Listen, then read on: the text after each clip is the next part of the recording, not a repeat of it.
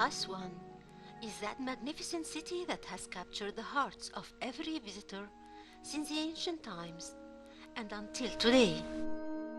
Its location in South Egypt made it a perfect center for traffic and trade with the towns south of Egypt.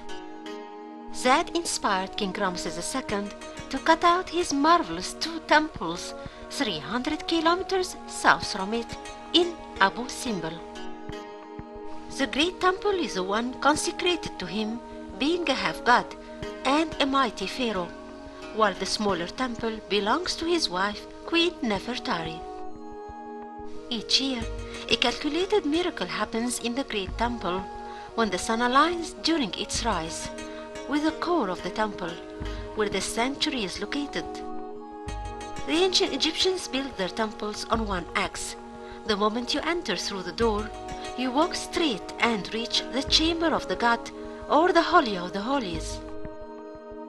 This engineering miracle happens twice a year, once in the 22nd of February and the other on the 22nd of October. But this year, there is something special, which is the date. The date is the day 22 in the second month of the year 2022.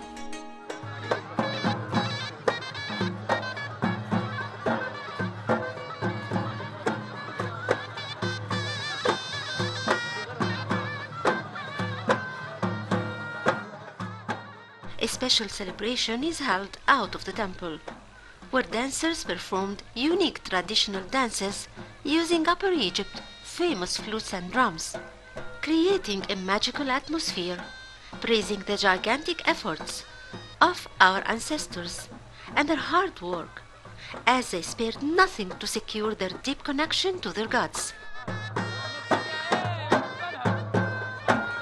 Especially God Amon and God Rahur Akhti and God Betah, with Ramesses II seated with them in the sanctuary for the first time, declaring himself a complete god among the gods.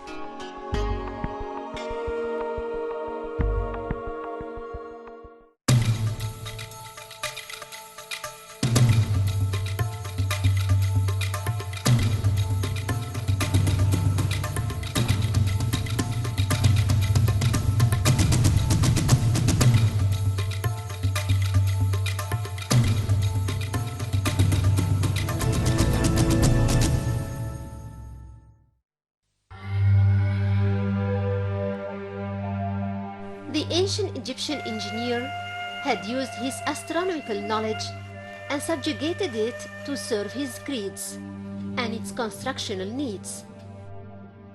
The most impressive and formidable example of that are the great temples of the New Kingdom. Amongst them, only one stands as a prominent and dominant construction. This shows the perfection of engineering and the geniusity of the ancient Egyptian architect. It's the great temple of Abu Simbel. King Ramesses II, the builder of Abu Simbel temples, is the most famous pharaoh of the 19th dynasty kings. He ruled Egypt after the death of his father Seti I for 67 years. That was between year 1305 and 1237 BC. In a text on the walls of Seti I's temple in Abydos, he mentioned that his son was co-regent with him during the latest period of his 14 years of ruling Egypt. King Ramesses II has immortalized himself by building temples and chapels and stelae all over Egypt, the most important of which is the great temple of Abu Simbel, which he dedicated to the cult of Amon and Rahur Akhti and Betah and himself. Next to it is a small temple of Abu Simbel known as Queen Nefertari's temple, dedicated to herself and to goddess Hathor.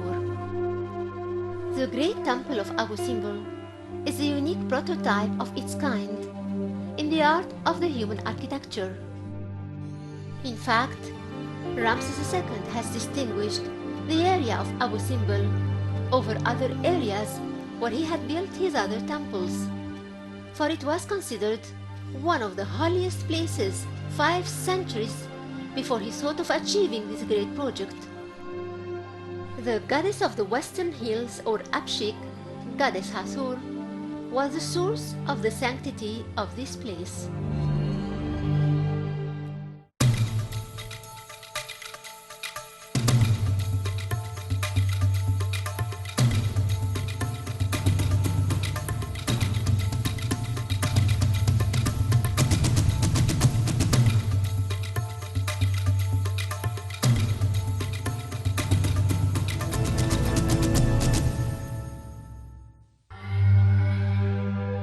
Ramses II Great Temple came to add more overwhelming feeling of greatness and holiness to this area, for its location was carefully chosen to stand by the Nile on the west bank, rising 124 meters above sea level.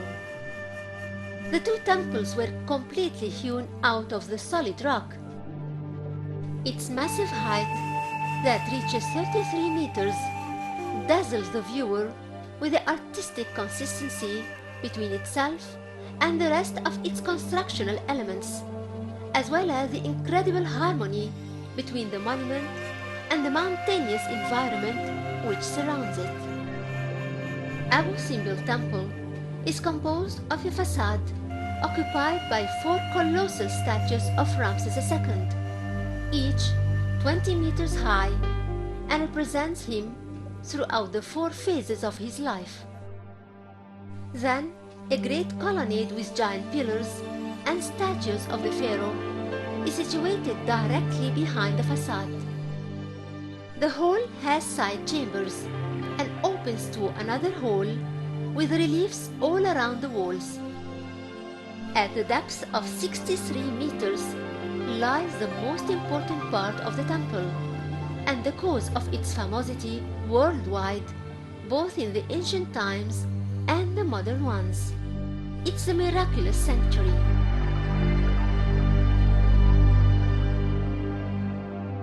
In the sanctuary, there are 4 statues. The first one on the left represents God Ptah, the god of literature and art. The second statue is of god Amun. The third statue is King Ramses II in his divine nature, and the fourth one to the right is god Ra-Hur-Akhti. The axis of the temple was aligned from west to east in such a way that twice a year the rays of the rising sun reach the divine figures on the rear wall of the sanctuary.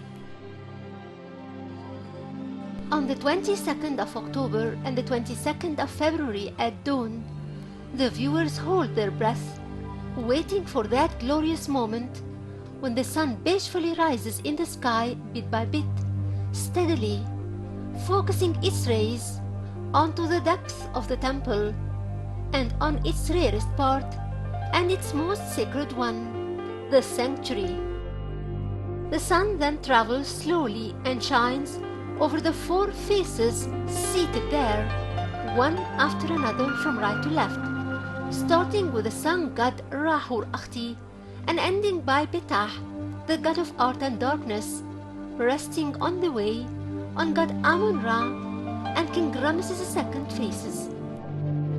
That miraculous view is one of the most important living proofs to the geniusity of the ancient Egyptians in astronomy and mathematics, and subjugated them to serve their engineering purposes.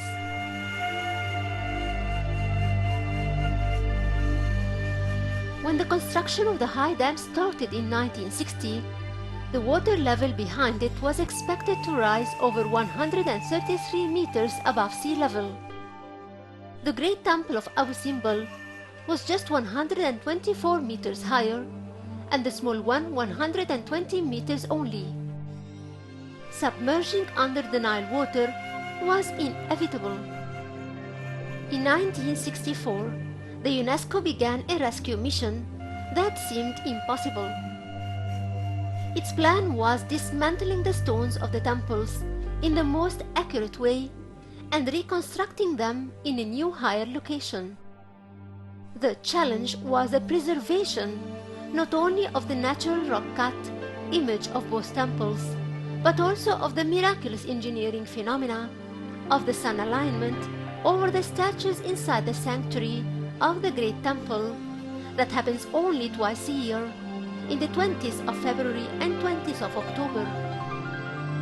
The new location of the temples was chosen 65 meters higher and directed 180 degrees northwest of the original location. That difference shifted the days to 2 days later. This massive work ended in just 4 years in 1968 and costed 16 million Egyptian pounds, of which Egypt paid the third, the United States the third, and 50 European countries the last third. Just like all pharaohs, King Ramses II wanted to commemorate his name with the gods, and indeed, by his great constructional achievements, presented best in Abu Simbel temples, he'll be remembered with glory forever.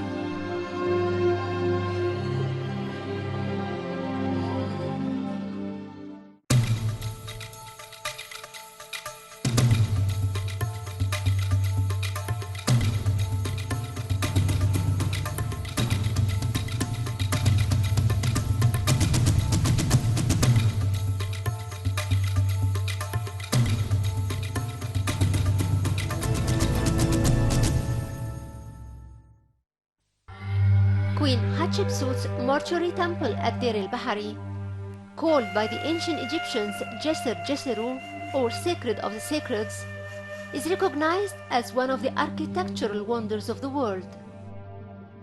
Designed by Senenmut, the temple was constructed around 1450 BC. It is set against the backdrop of the Theban cliffs and rises in a series of 3 layers. In the center of the upper level, there is a doorway entrance that leads into an open court. Opposite the doorway, and cut into the bedrock, is a sanctuary chapel dedicated to the god Ammon. The width of the open court is just under 23.5 meters, with the chapel extending a further 19 meters into the rock. When standing at the rear of the innermost chapel, facing the entrance, there is a clear aperture lens view to the horizon. Hatshepsut's temple is ideally placed to view astronomical events towards the eastern horizon, which includes moon and sunrise, as well as the Orion constellation and the star Sirius. The alignment of the temple is set on an azimuth of 116.5 degrees, which when first discovered suggested a midwinter sunrise alignment. While such events can be postulated in theory, they can only really be proved by being tested out on site at the relevant day of the year. On the day of the solstice, a band of low cloud could be seen close to the horizon, which made it very difficult to make out the horizon even with binoculars. Calculations had suggested that the sunrise would occur at 6:32.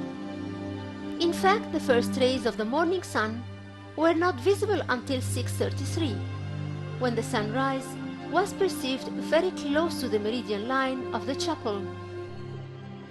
However, it's still not possible to determine whether this view showed the sun breaking the horizon or cloud line.